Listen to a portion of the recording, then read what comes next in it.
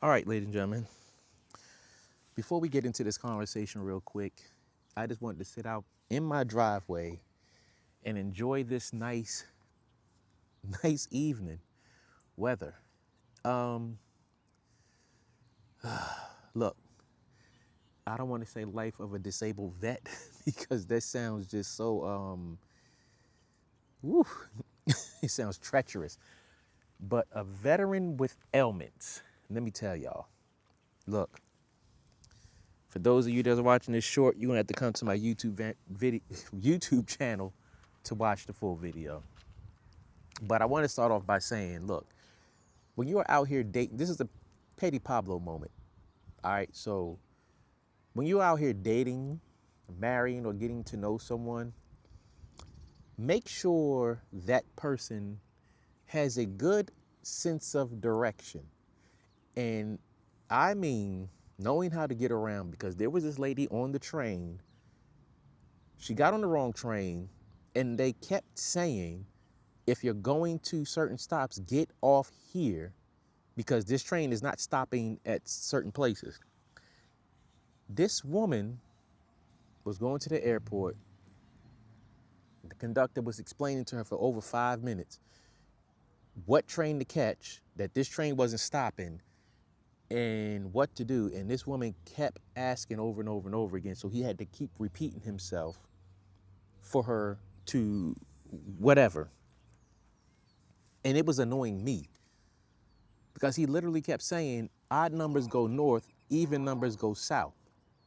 And she could not grasp this concept that if you want to go to the airport, you have to get off of this train at Penn Station and get on the next train that's going back down at 4:30, and it'll get you to BWI at 4:41.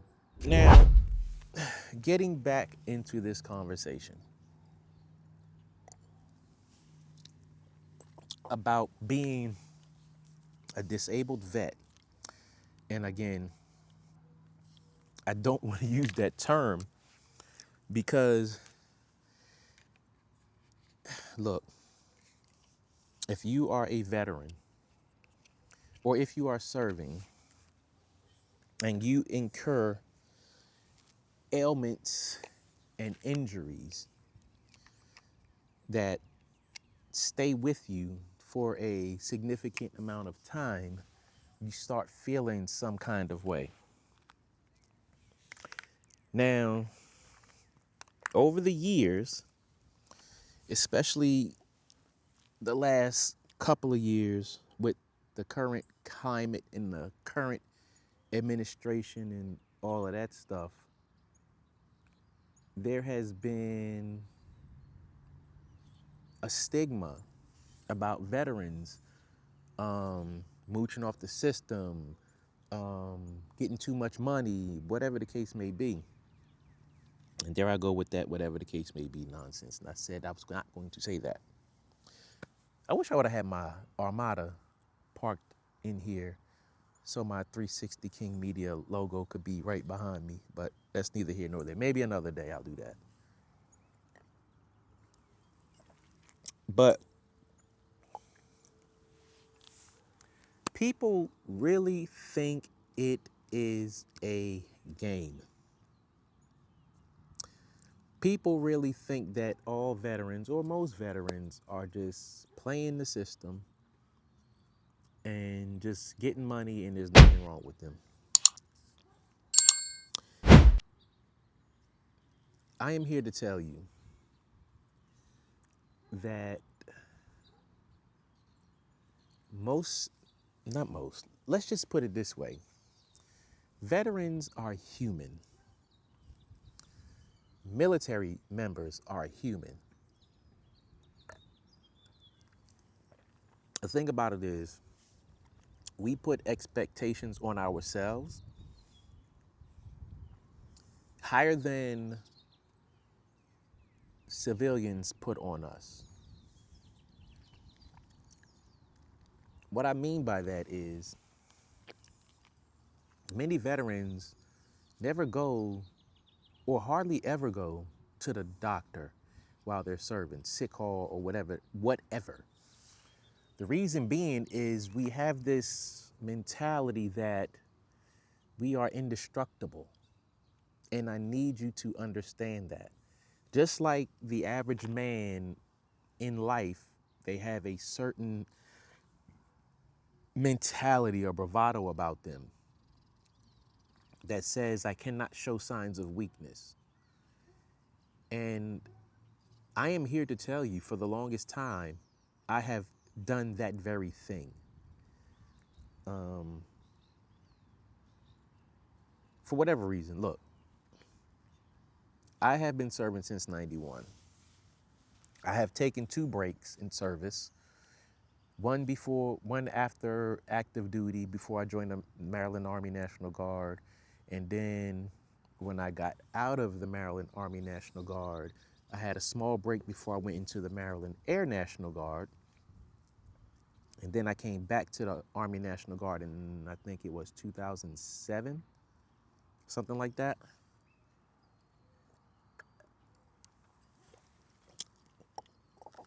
And I will tell you, all throughout those years, I was collecting injuries, whether they were physical, mental, or emotional. For some of them, I did seek care. But for the bulk of them, I did not seek care, or I did not properly seek care. And what I mean by not properly seek care,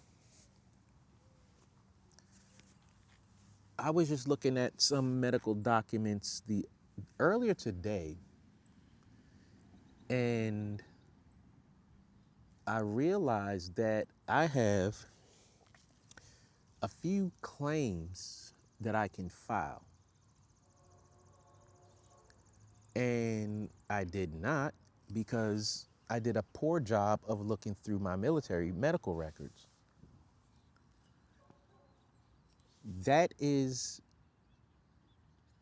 equatable or equitable to a lot of people today who do not go to the doctor and they know they have something going on.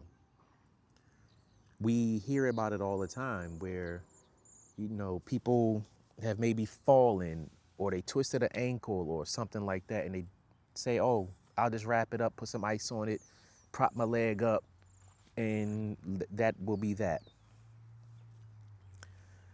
Or you may have people with, oh, these bugs are coming from my juice. You may have people with certain internal pains that they don't seek care for. And sometimes it ends up being worse than what it could have been if they would have sought medical care earlier. For instance, some people have certain pains and then they end up with cancer, or they have certain things going on and they end up with hypertension, diabetes, all kinds of things. I will say, thankfully, and I can speak for the Army, but I'm pretty sure it's the same in every branch. Well, let me put it this way. I have a civilian doctor, and I get my physicals faithfully every year. I try to do it every year on my birthday, but if you don't schedule an appointment early enough, you can say, hey, it's time for a physical, and your appointment could be like a month or 2 out. And that's what I'm getting off course there. Let me reel myself back in. So with my private doctor, I get a physical every year. When I was doing security, we used to get a physical, I think it was every 6 months. Either every 6 months or once a year. Either case, that was done. And then in the National Guard, we get a PHA, periodic health assessment, which is every year. Now, The one downside to the periodic health assessment, the PHA, is that sometimes there are some parts of it that are not operating. For instance, the hearing test. Oh my God, these bugs. I should have got one of those damn candles. Let me see if I got one in the shed right quick. 1 second. 1 second. I'm going to see if I have one of those candles in here, which I probably don't. And I'm going to be mad if I don't. Because I really need one. Because these bugs are bugging me. I don't have one, unfortunately. Let me look over here in this corner right quick.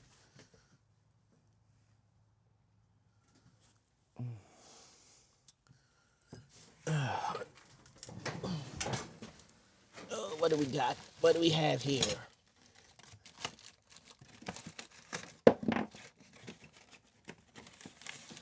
Nope. We don't have one. Do not have one. But anyway, what I was saying was, you know, some parts of it don't work. Like sometimes the hearing part is down, which I had a PHA done on Sunday, and they said the hearing thing was down, it had been down for a long time.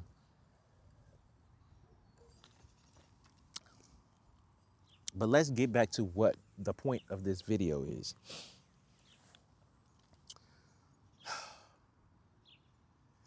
For about 2 or so years, I have been getting ablations in my back, L2, 3, 4, and 5, I believe, right and left side. Radio frequency ablation. If you don't know what that is, they stick probes in your back and burn the nerves. I have degenerative disc disease in my back. My back hurts all the time. It's hurting now.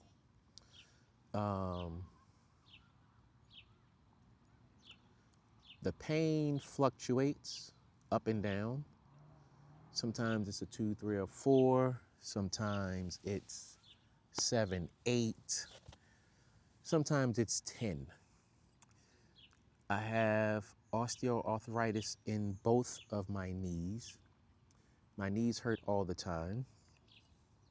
If I run, do stairs, squat, stand for a long time, or even if I sit like this with my knees at a 90-degree angle for a certain amount of time, and it doesn't matter how long it is, my knees hurt. So I have to keep stretching my knees, and at the same time, I cannot keep my legs straight out like that because they're hurt.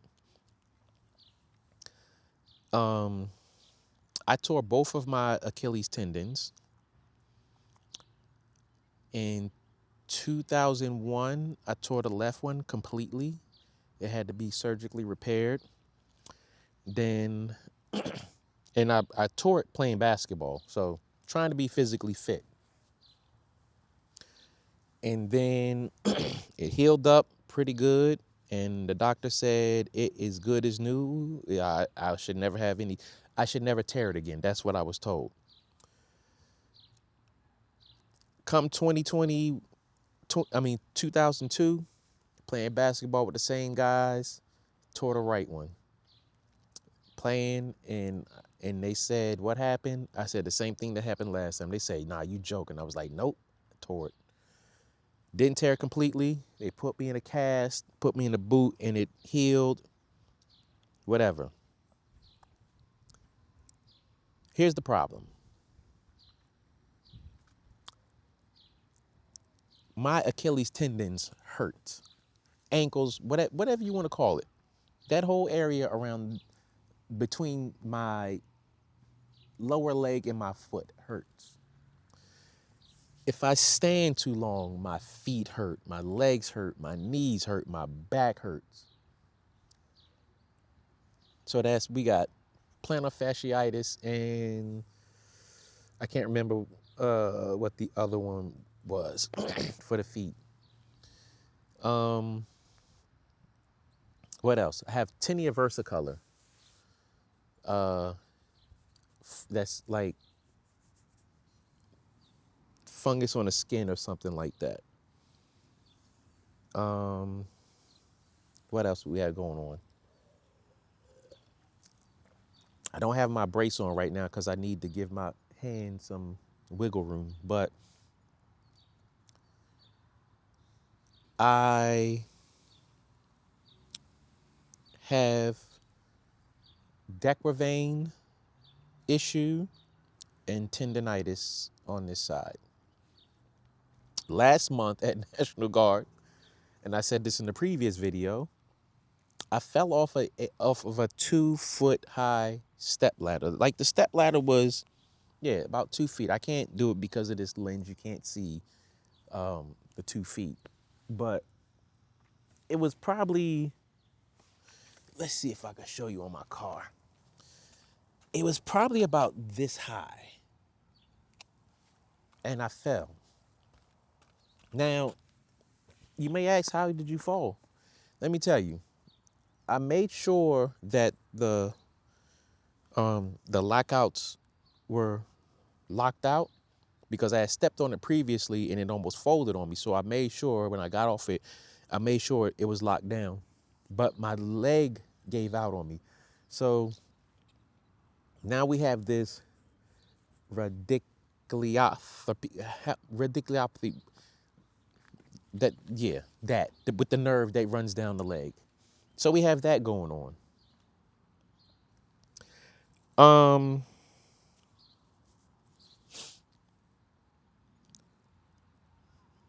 And here lately,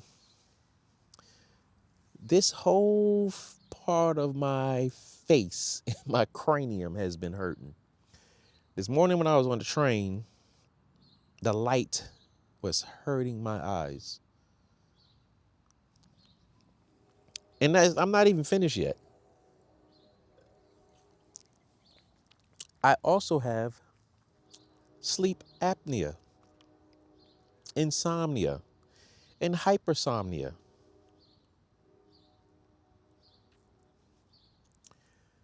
What else do we have here? I'm also pre-diabetic. What else do we have going on? Showing a little bit of hypertension.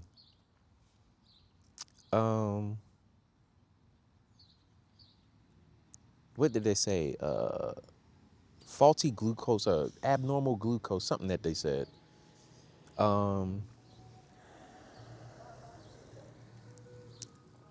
What else we got going on? Was that it? I don't even know if that was it. Let's see. A little bit of anxiety. I've had that going on as well. And that's another thing that I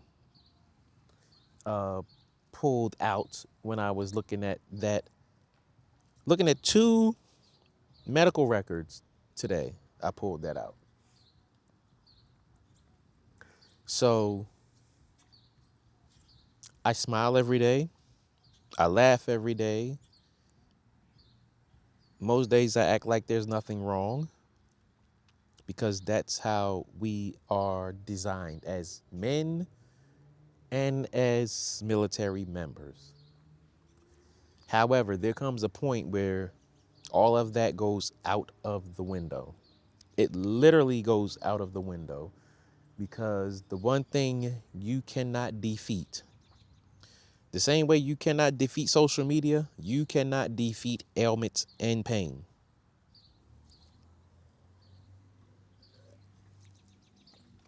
So here I am. And again, I do not, let's wait for this car to go by. The car is like trash. He needs to do something with that car. Riding around with damn temp tags forever. Yeah, I dry stitched because I pay for mine. Like a lot of us do. But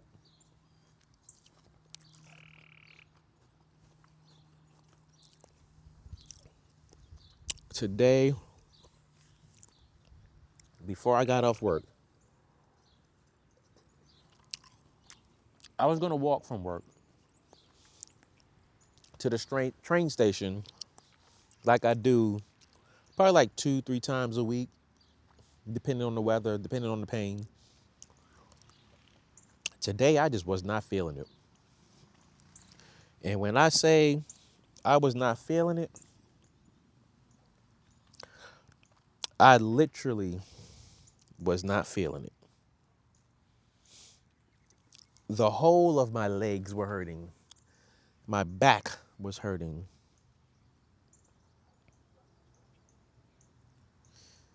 And let me tell you, that pain ain't no joke. It is no damn joke. If you stuck with me this long, I appreciate you. Make sure you like, subscribe, share, comment, all that good stuff, especially if you're a veteran or if you know a veteran.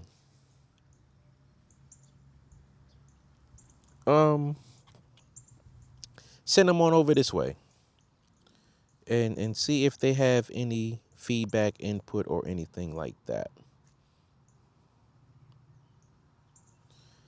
I am messing with the ISO, so if you saw the brightness a little bit, that's what that was. Let's see. Ooh, no, let's not do that. Let's not do that. It's too dark. Let's put that back on 4.0. I think that's pretty good. Let's see, 200. Okay, I got my ISO on 200. My f-stop is at 4.0. But anyway, like I was saying, look, I am at 50% disability right now. And again, I hate, you have to understand, y'all. Y'all have to understand. Some of us hate using the term disabled. It does not, sometimes it does not register up here to say I'm disabled. Because you look at people who have real limitations in life, like they're quadriplegic or they're deaf or they're blind, they're wheelchair bound or whatever. You know, there are a lot of situations to where people are worse off than what I am or we are. But at the end of the day, I am a disabled veteran.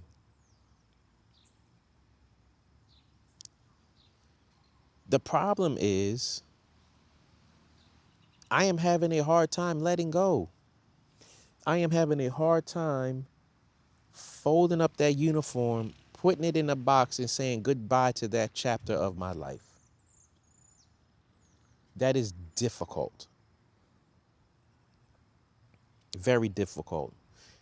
It's difficult for a lot of reasons. The main reason that is difficult is that I wish I would have stayed active duty 20 years.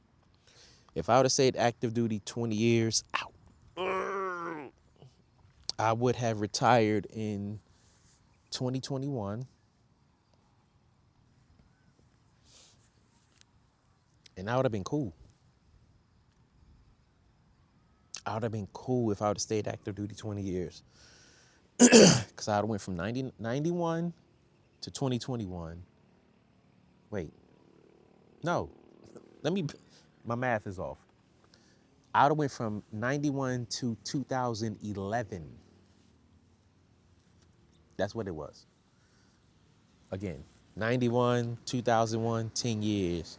2001, 2011, 20 years.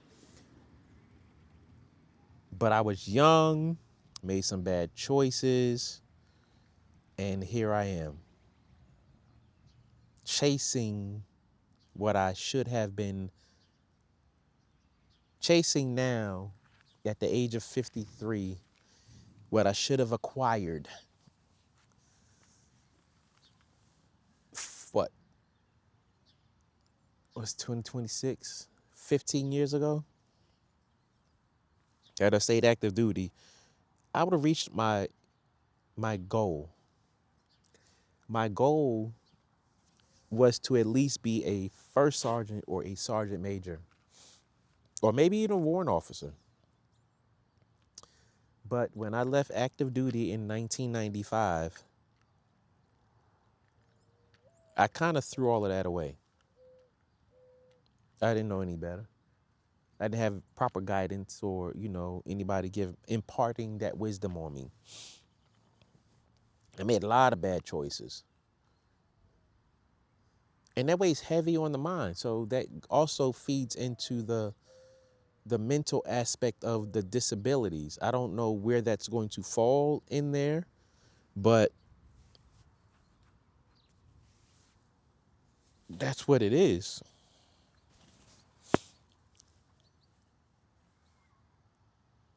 So when you're out there in the world, regular citizen who says, I'm not, let's see how we can frame this.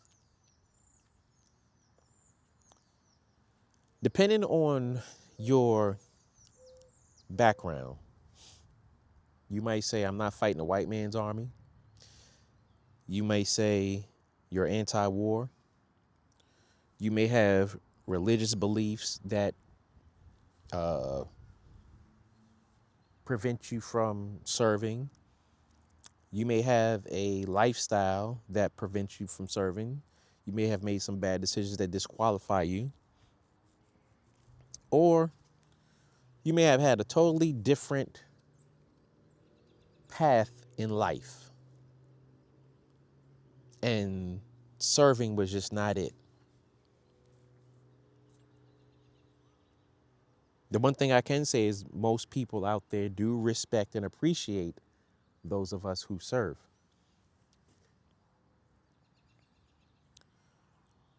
Now, I'm gonna tell you what I don't like.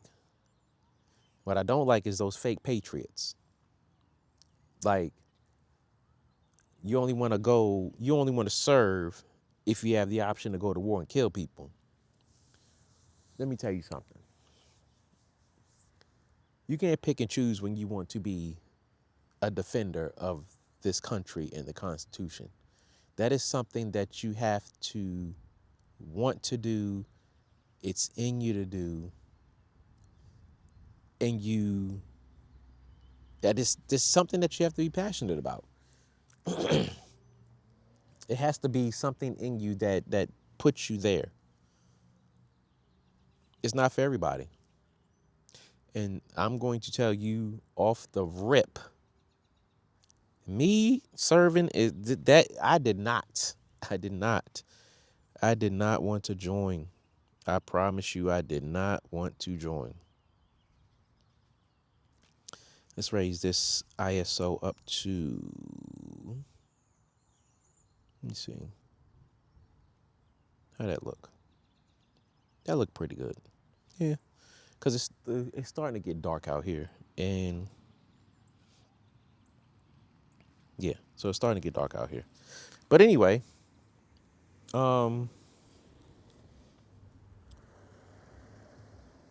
yeah, this is something that you have to want to do. Now, I've seen a couple of situations where people were like, oh, I'm going to join. Oh, I'll go over there and fight, blah, blah, blah. More recent, this Iran thing that's going on. Then we had that going on when, 9/11 happened. But people actually went and joined. But I'm not gonna say what bothers me. What blows my mind is the people who know damn well they're not joining anything. And they on social media talking about, I'm going to join and this, that, and the other. They have recently raised the recruitment age for the Army to what, 42? 42. Let me tell you something. I am 53 years old. So you're telling me that a person who is 11 years younger than me is willing to join the military for the first time, or the army for the first time in their life at the age of 42? Do you know how many damn ailments you already have joining the military at the army at 42? Let me tell you what else that is. That is